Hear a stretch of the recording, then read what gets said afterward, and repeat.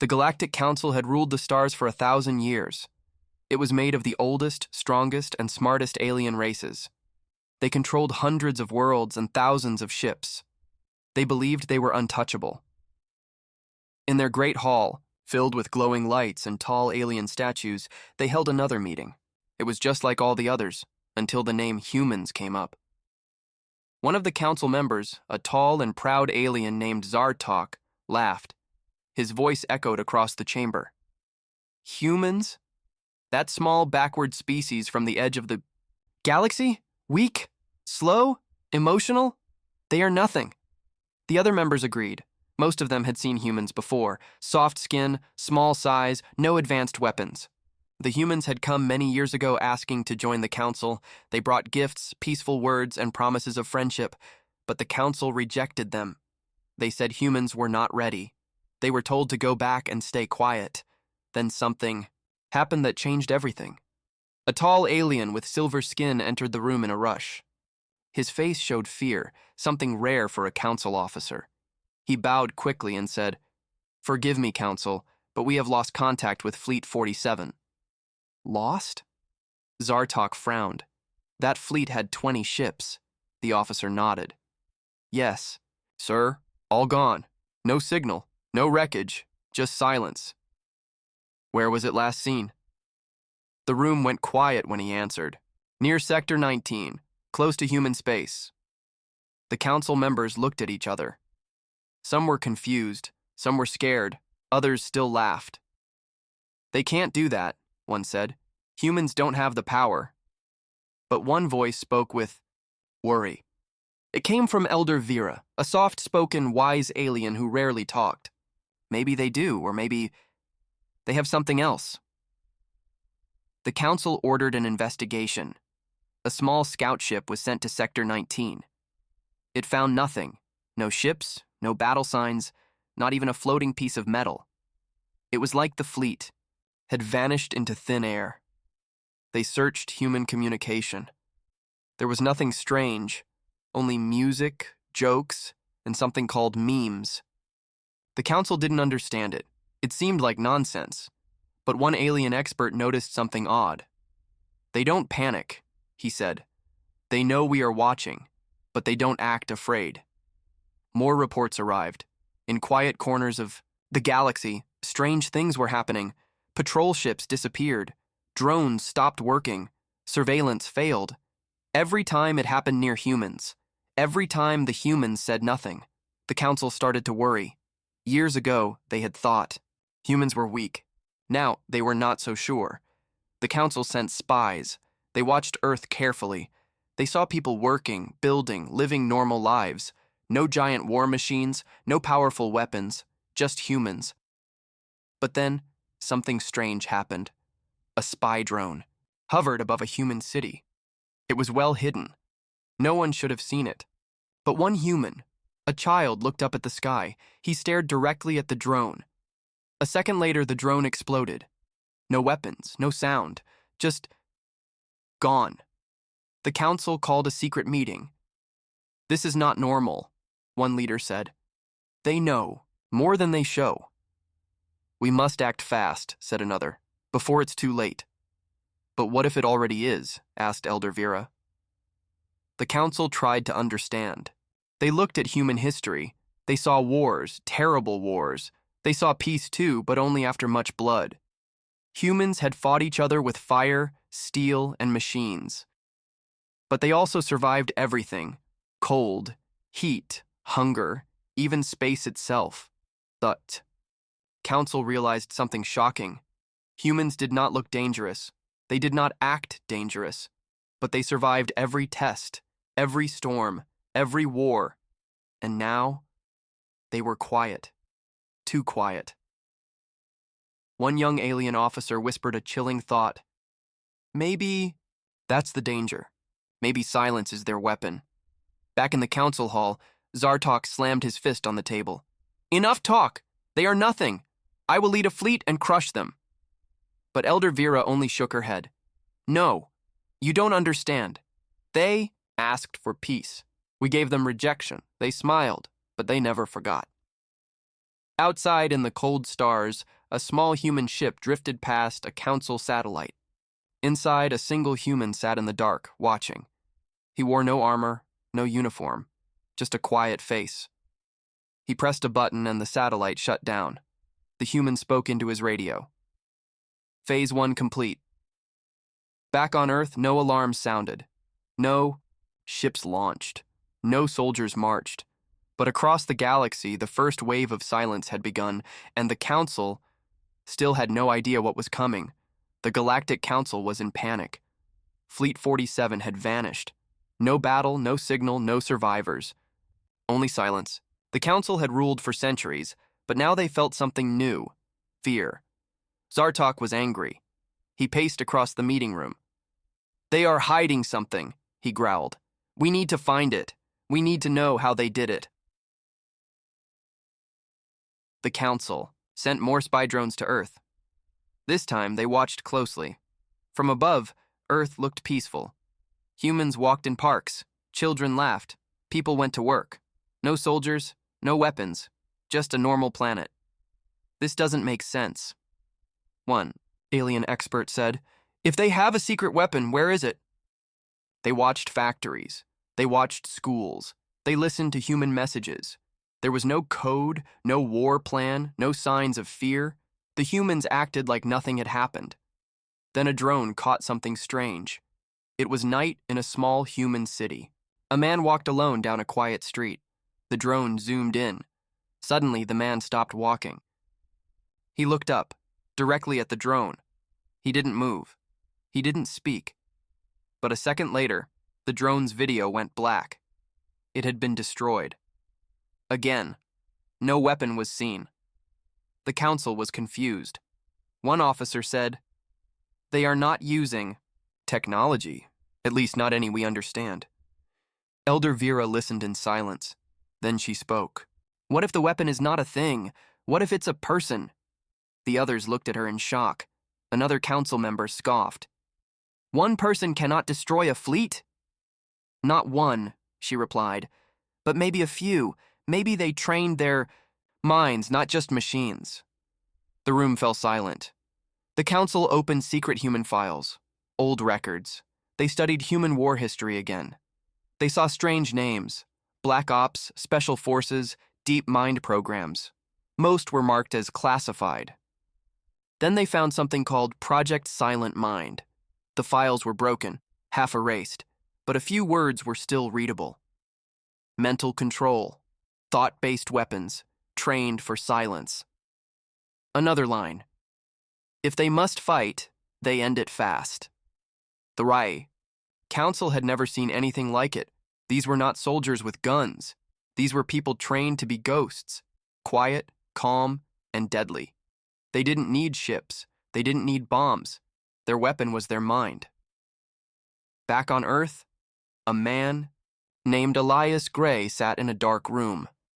He was a former soldier, part of the Silent Mind program. His eyes were cold, his face calm. Around him were others like him, men and women who had trained in secret for years. They had been forgotten by Earth's governments, hidden in the shadows. But now, they had been activated. "We were never meant to be first," Elias said to his team. "We were meant to be last. The final answer." They nodded. No fear in their faces. No need for loud speeches. They knew their purpose. The council still didn't believe it. Zartok shouted in the next meeting, "They are lying. We must strike now, burn their cities, break their spirit." But others were not so sure. A scientist spoke softly. "If we attack, we might not come back." Zartok sneered. "Are you afraid of farmers and music players?" The scientist replied. "I'm afraid of what we can't see, what we don't understand." The council decided to test the humans. They sent a patrol ship to a human trade station on the edge of space. Just a message, just a warning. Nothing more. But something went wrong. The ship arrived. It sent a signal. Then, silence. Again. A second ship was sent. It found the patrol, ship drifting in space. No damage, no fire, just empty. The crew was gone. every one of them. Inside, the only clue was a small paper note on the captain's chair. It had 3 words: "We warned you." That night, Elder Vera could not sleep. She stood on her balcony and looked at the stars. Somewhere out there, the humans were watching. Waiting. She whispered to herself, "They are not a weapon. They are the weapon." In a secret place, deep underground on Earth, Elias Gray closed his eyes. He could feel the fear spreading across the stars. The council was starting to understand, but too late. He spoke one word into his radio. "Ready?" And far away, across the galaxy, the silence grew louder. The Galactic Council was growing desperate. They had lost fleets, drones, and patrols, all without a fight. The humans gave no answers, just silence. That silence was now louder than any war. Zartok was furious. He called for action. "Enough of this waiting," he shouted in the council chamber. "They are mocking us. We must show them fear." He ordered a small warship to visit a human outpost. "No weapons," he said. "Just land, show power, make them respect us." The warship left quickly. It was bright and loud, painted with the council's proud symbols. Inside were trained soldiers, armed and ready, but told not to fire unless attacked. They arrived at a small human colony on a distant moon. The place looked quiet, peaceful. Children played outside. Farmers worked in the fields. It looked too easy. One council officer, a young alien named Kelvar, stepped out. He saw a human, child drawing shapes in the dirt. Kelvar laughed and kicked the drawings. The child looked up at him, said nothing, just stared. Kelvar smirked. "Weak creatures, you don't belong in the stars." The human father walked out of a nearby building. He looked at the officer, then at his son. He didn't raise his voice. He didn't show anger. He just said, "Please leave." Kelvar turned his back. "Let's go," he told the others. "Mission complete." They returned to the ship. Everything seemed normal. But the next morning, the ship didn't answer. No signal. No message. No sound. Another ship was sent to check. It found the council warship still parked where it landed. Lights off, doors open, empty. The crew was gone. All of them. No bodies, no blood, nothing. Inside the ship, a small message was written, on the wall, carved into metal. "Respect is earned." When this message reached the council, there was panic. Zartok was silent for the first time. He had sent that ship. Now it was a ghost. How did they do it? He asked. No one had answers. The scientists checked the ship's logs. Everything stopped exactly at 03:14, 1 minute after Kelvar kicked the child's drawing. One scientist whispered, "They were watching." Elder Vera finally spoke, her voice calm but heavy. "We made a mistake. We believed they were weak because they were kind, but kindness is not weakness." The council held a secret vote. They decided to prepare for war, but they were too late. That same night, 10 more council patrol ships vanished. They were stationed far from humans, hundreds of light years away. It didn't matter. They disappeared in the same way. No damage, no warnings. Just gone. The only thing left behind was a sound file, a voice, calm, human. "You forced our hand." No one knew where the voice came from. It didn't match any known human leader, but it felt real, cold, controlled. Across the galaxy, other alien species began to worry. Some started shutting down their borders. Others tried to contact the humans, secretly. They wanted to know the same thing. What are you? Back on Earth, Elias Gray sat in a dark room with his team. They had been watching everything. He spoke softly to the others. They crossed the line. We warned them. Now we act. They nodded. Silent. Ready. Each of them was part of Project Silent Mind. Each of them had been trained to use their brain like a weapon. They didn't need guns. They didn't need ships. Their minds could shut down machines, control energy, and break systems from inside, and they were still only the first wave. The Council tried to create a defense. They called it Operation Blind Shield. Special tech was built to block human signals, but it failed. The day the shields were activated, the central computer exploded. In its place, another message appeared on the main screen. "You cannot block the wind." One high-ranking officer collapsed after reading it. The fear was now inside them. Deep inside. Council meetings became quiet. Paranoia spread. Who will vanish next? When will they strike? What are the humans waiting for? The answer came in another message. Short, clear, from the humans. We don't want war, but we do not fear it. Now the council was split. Some wanted to attack, some wanted peace, some wanted to run. Zartok shouted, "They are bluffing!" Elder Vera looked at him with tired eyes. "Are you sure?" No one answered. In the shadows, Elias Gray closed his eyes. He could feel the council breaking apart, and it was only the beginning. The Galactic Council was no longer the proud force it used to be. Fear had entered their hearts. Ships had vanished. Messages had warned them. And still, the humans said nothing more. No threats, no demands. Just silence and fear. Then something new appeared. A trader ship was passing through an empty region of space near the edge of human territory. It was an old path, safe for many years. But on this day, the trader saw something strange. A large group of ships just floating. No lights, no movement. The trader scanned the area. What he saw made his blood run cold. These were council ships, big ones, battle cruisers, destroyers, some from Fleet 47, some from the Second Fleet, all of them just drifting.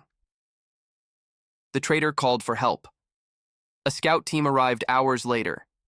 They entered the silent ships one by one. No damage, no signs of battle, all systems off, all weapons untouched. But there were no life signs, not even a single crew member. It was like everyone had just vanished. No escape pods were used, no emergency lights, just total silence. On the bridge of the lead ship, a message was found. It was short. "You ignored peace, so we removed noise." The council named it the Ghost Fleet. Over 50 powerful warships taken without a shot. The council was shaken. "How?" one member cried. "How can they do this without a single battle?" The scientists had no answer. The generals had no plan. And the fear grew deeper. One theory began to spread. Some believed the humans had developed a weapon that didn't kill the body, but shut down the mind. A weapon that turned soldiers into empty shells. Others believed it was something even darker. Elder Vera listened quietly to these rumors. Then she said, "No, it is not magic. It is not mystery. It is discipline. It is control. They trained for silence, and now silence is our punishment." Still, Zartok refused to back down. "We have the numbers. We have the power. We must strike with everything we have. Wipe them out before they strike again." But others feared the cost. One young officer stepped forward in the council chamber. His name was Relkin. His eyes were wide, voice shaking. "I saw them once," he said. "The silent ones." He told his story. 2 years ago, before the first fleet vanished, he was stationed near Sector 19. He had been watching a human cargo ship that looked suspicious. One night, the lights in his ship went out. The backup systems failed. Everything went dark. Then, he saw them. 4 human figures in black suits walking calmly through the halls. No weapons, no sound. One of them looked at him. Just one look, and Relkin fell unconscious. When he woke up, he was alone. His ship was working again, but all the data about the humans was gone. The council listened in silence. Relkin's voice shook. "They didn't kill me, but they let me live so I could remember." Elder Vera stood. They want us to understand one thing. War is not their first choice, but it will be their last word. Across the stars, the Ghost Fleet remained untouched. Council engineers tried to enter the ships and restart them. Every time they did, the systems crashed. Some said the ships were cursed. Others called it a message. We can take your best, and we can give it back. Broken. Back on Earth, Elias Gray stood in a room full of screens. Around him were other silent ones, watching, listening, waiting. He looked at the Ghost Fleet on the display. His voice was quiet. We took their pride. Now they will start listening. One of his team members asked, "What if they still choose? War?" Elias didn't blink. "Then we answer, fully." On the far side of the galaxy, a group of human ships began to move. Not loud, not big, not fast, just moving, one by one. No signal, no warning, just shadows in space. The council saw them on their scans. "What are they doing?" a general asked. Elder Vera knew the answer. "They're not attacking, they're watching who watches them." Now, even the stars felt different. Quiet, heavy, full of eyes, and the council finally understood something terrible. The humans had never needed war to win. They only needed fear. The Galactic Council had lost its confidence. Their fleets were gone, their soldiers were missing, and now their skies were being watched. The humans had not fired a single shot, yet they had brought the most powerful empire to its knees. But Zartok still believed in force. "They are few," he growled. "They hide in shadows because they fear us. We must show them we are not afraid." "No," Elder Vera replied. "They hide because they don't need to fight." But Zartok had already made his move. In a secret lab deep in council space, scientists had been working on a new weapon. It was called Project Flame Wall, a large AI-controlled weapon ship built to burn everything in its path. No life, no messages, just destruction. The ship was designed to move fast, ignore all signals, and destroy entire planets if ordered. It was their final gamble. A weapon to end the silence with fire. Zartok gave the order. "Send it to Earth's second colony on Rylos 3, he commanded. "No warning, no mercy. Let the humans feel fear." The flame wall was launched. It crossed deep space quickly. Its systems were silent. No crew, no emotion. Just one mission: destroy the human colony. Back on Earth, Elias Gray received the signal. A long-range sensor picked up the incoming ship. No communication, no change in direction. It was coming fast. "They've chosen war," Elias said quietly. He looked at his team. "We cannot stop that ship with guns, but we can stop the minds behind it." The silent ones activated. They didn't fly to the ship. They didn't launch missiles. They simply vanished, leaving Earth without a sound. The flame wall approached Rylos 3. The council celebrated. Zartok laughed. "Let's see how silent they are after this." Then, something strange happened. Just before the ship entered Rylos 3's orbit, it stopped. Its engines shut down. Its lights turned off. The AI went silent. No explosion. No battle. Just nothing. Council Command tried to contact it. No response. Then, on the Council's war screens, a message appeared. Not from Earth, not from any human ship, just 3 words. "We were waiting." Panic spread. Zartok shouted, "How did they do that? That ship was secure!" A scientist whispered, "They didn't stop the ship. They reached into it." The Council's strongest AI had been shut down, not by tech, but by thought. A human mind had entered its system and switched it off like a light. Suddenly, another signal appeared, this time from Elias Gray himself. His face was calm, his voice soft. "We gave you chances. You refused peace. Now, we will make sure you remember silence." The screen went black. Council worlds across the galaxy began experiencing strange things. Security systems failed, lights blinked, entire cities went dark for hours. No attacks, no deaths, Just reminders. We are inside. Zartok collapsed in the council chamber. His pride had been shattered. His weapon had failed. Elder Vera stood slowly. Her voice was calm, but full of warning. They told us they didn't want war. They warned us again and again. But we chose pride. Now, we are lucky they are still showing mercy. Some members wanted to surrender. Others feared full destruction. Final vote was held. Open peace talks with humanity, yes or no. The result, yes. A signal was sent to Earth, a message of peace. An offer to talk. An apology. For one long day, there was no reply. Then, a message arrived. Elias Gray's voice once more. We accept peace, but remember this. Silence does not mean weakness, and kindness is not fear. The council finally understood. The humans didn't win with weapons. They won with discipline, with patience, with a power beyond machines. And that power was still watching. Peace had begun between the Galactic Council and humanity, but fear still lived in the hearts of many. The fleets were quiet. The weapons were offline. Yet the Council still whispered about one thing, the Silent Ones. Who were they? How did they do what no weapon could? Where did they come from? Elder Vera knew the truth was needed. So, for the first time, she sent a direct request to Earth. Not a demand, not a warning, just a simple message. We wish to understand. A reply came faster than expected.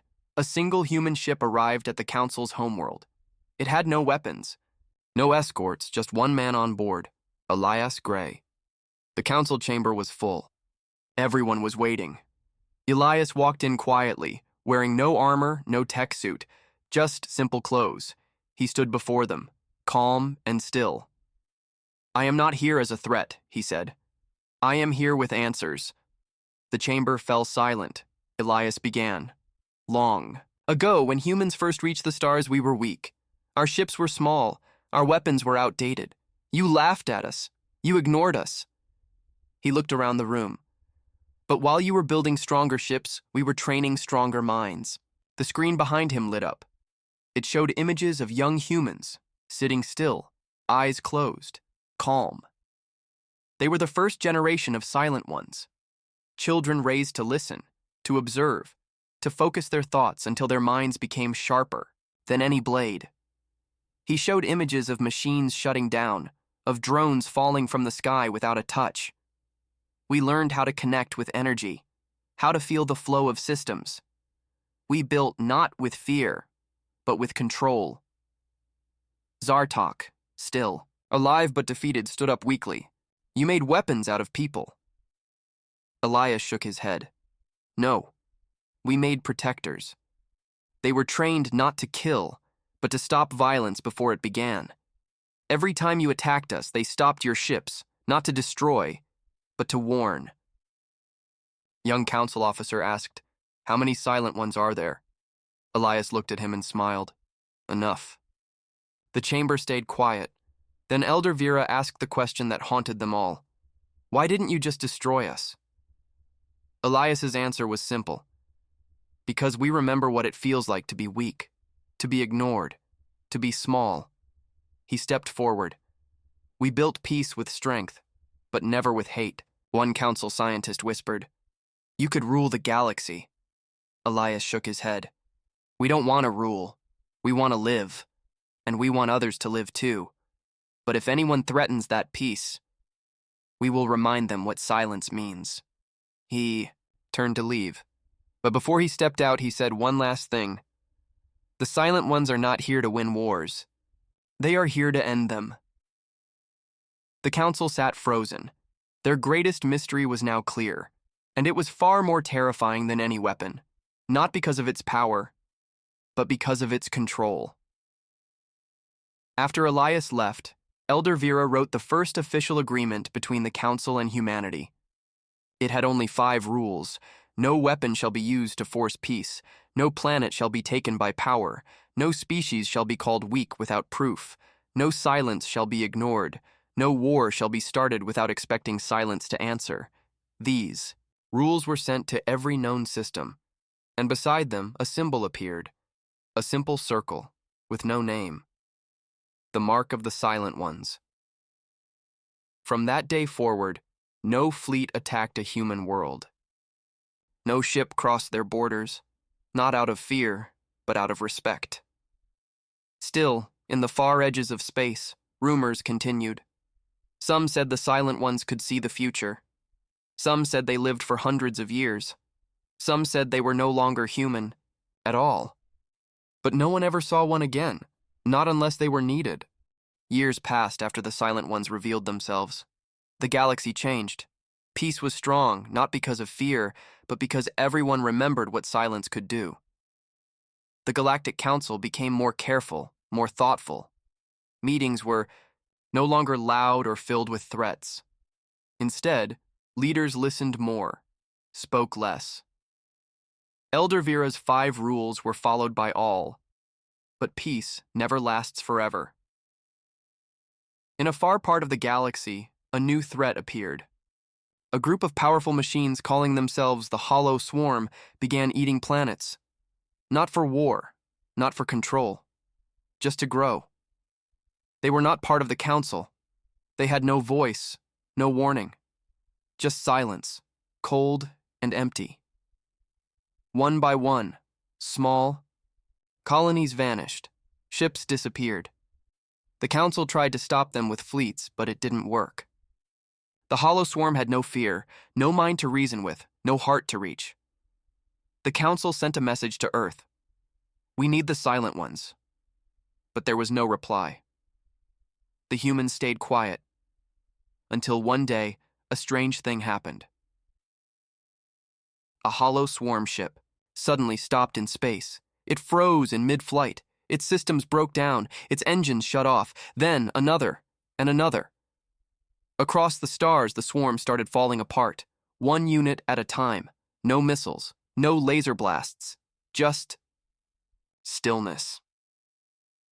In the middle of deep space, a signal lit up across all known systems. It was not a threat, not a demand, just one sentence. Silence will protect what life does not destroy. The galaxy watched in shock. Were the Silent Ones doing this or something else? Back in the council chamber, Elder Vera spoke softly. No, this is beyond even them.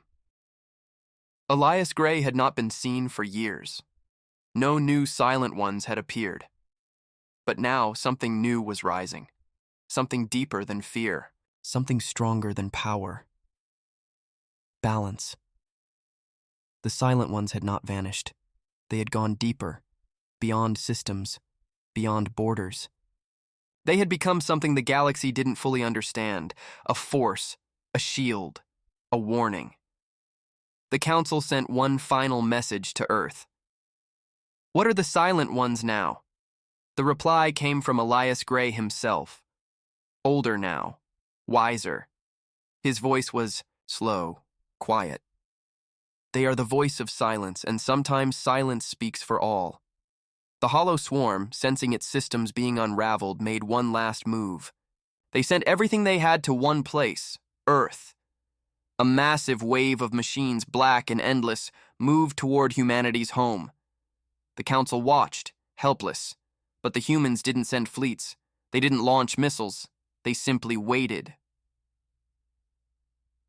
As the swarm reached Earth's orbit, time seemed to slow.